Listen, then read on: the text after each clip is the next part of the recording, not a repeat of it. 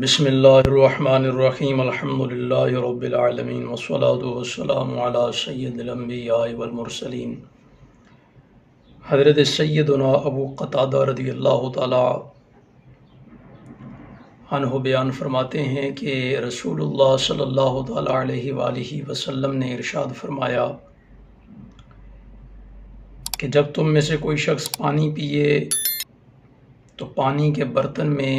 سانس نہ لے، اور جب تم میں سے کوئی قضائے حاجت کرے تو اپنے دائیں ہاتھ سے شرمگاہ کو نہ چھوئے، اور جب استنجا کرے تو دائیں ہاتھ سے استنجا نہ کرے۔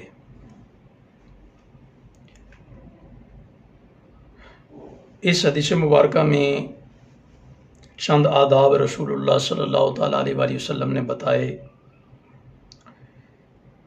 سب سے پہلے کہ پانی پینے کے دوران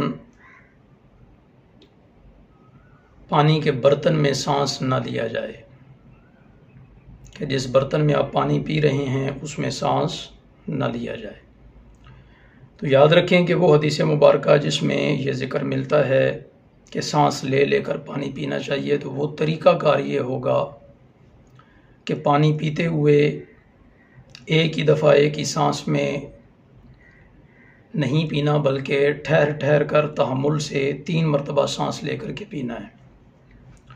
تو وہ جو سانس لینا ہے وہ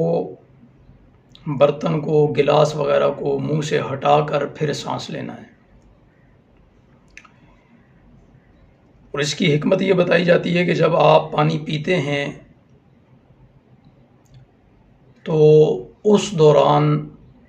سانس کے ذریعے معدے کے بخارات یا معدے کے جراثیم سانس کے ذریعے بڑی تیزی کے ساتھ باہر نکلتے ہیں۔ کبھی آپ لوگوں نے محسوس کیا ہو تو پانی پینے کے دوران بڑی بھر کے سانس باہر آتی ہے،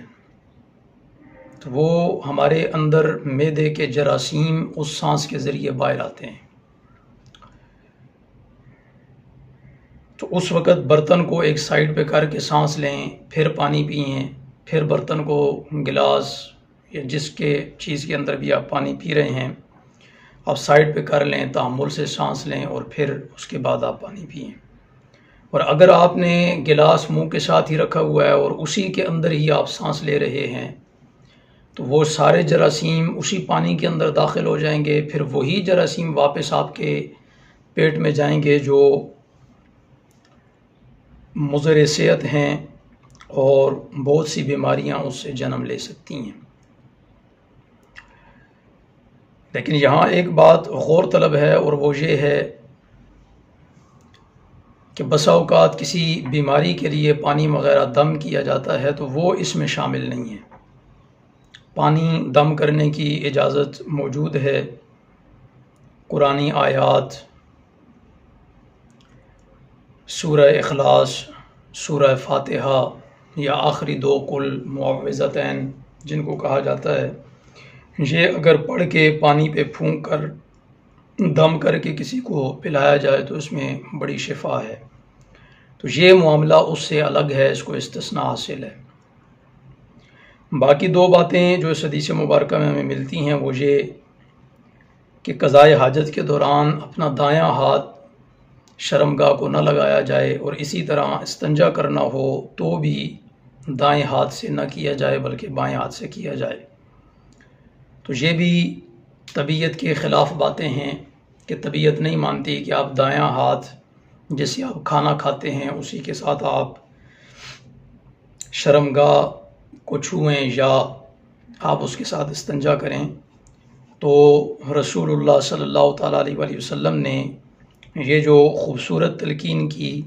یہ انسانی طبیعت کو بھی بھاتی ہے،